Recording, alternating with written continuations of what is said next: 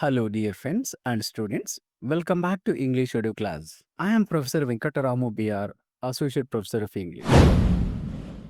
Today, we are going to explore a very meaningful poem titled For the Dispossessed by S.JOSEPH. Now, before we begin, let me tell you why this video is important for you, especially as third semester BCom students of Bengaluru North University under the SCP syllabus scheme. Watching this video will help you in three ways. First, it will help you understand the poem line by line in a simple manner. Second, it will prepare you to answer the 2-mark objective type questions which are often asked in the semester examination. And third, all these points together will help you form answers for the 5-mark and even 10-mark short answer or essay type questions. So, by the end of this session, you will feel more confident in handling any exam questions from this poem. So, let us get started with the objective type questions in sequence using the lines of the poem itself. To begin with, in the poem, what should not be taken away from the worm?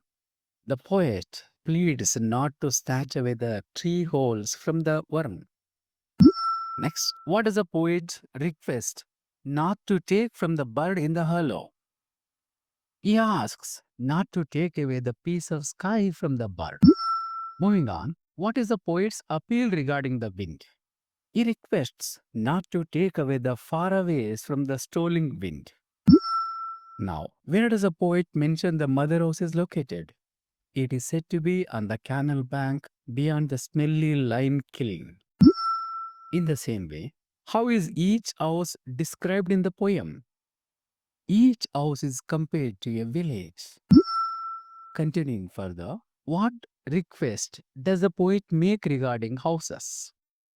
He pleads not to rob them of their homes. Similarly, what kind of fields does the poet ask to be spared for the waterfowl? The fields filled with weeds and grains should be spared. After that, which place does the poet not want taken away at the road junction? He asks not to take away the small tea shop at the meeting of the roads. Now let us see what grows over the stone hedge mentioned in the poem. Plants like chorianum or panachan grow there. Along with that, what creature camouflages on the stone hedge? Green tree snakes camouflage there.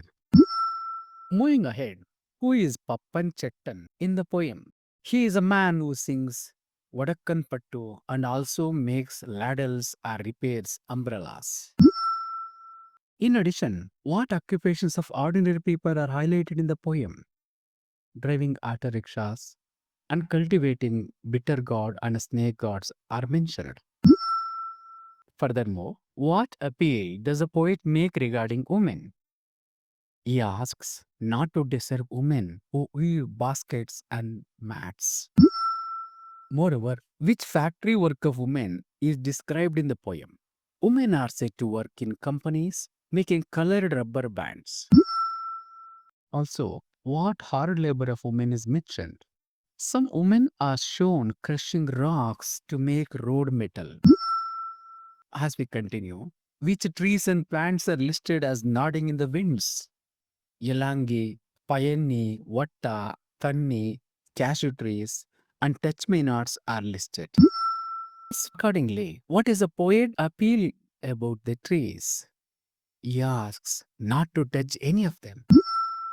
Now, who is Jos in the poem? Jos is a sickly man paralyzed by Pullu, as the story goes. Closely related to that, with whose company should Jos be allowed to live? He should be allowed to live in the company of birds and clouds. Moving on, who are the people described as country brokers? They are local wanderers who walk about. Then what is it about rain in the later part of the poem? The poet sadly says that there is no rain. In connection with this, What is said about work in the poem's final line? It is stated that there is no work available. Next, how does the poet describe the sun at the end? The sun is described as blinding and scowling overhead. By looking at the overall tone, what does the poet's plea throughout the poem suggest? It suggests a deep concern to protect the lives, occupations, and surroundings of ordinary people. Finally, what overall message does the poem convey about the dispossessed? The poem conveys that the poor and marginalized must be allowed to live with dignity, preserving their homes, livelihoods, and nature. So, dear students, that brings us to the end of today's session on S.JOSEPH's For the Dispossessed. Remember, the poem is not just about nature or simple occupations. It's about human dignity and survival. By going through these objective questions and answers, you are now well prepared not only for the 2-mark questions in your exam, but also for the 5-mark and 10-mark answers. Because all the points are already covered here in a structured way. If you found this video helpful, do give it a like, share it with your friends, and don't forget to subscribe to the channel EnglishEduClaz for more exam-oriented content. Thank you for watching and see you soon with another lesson.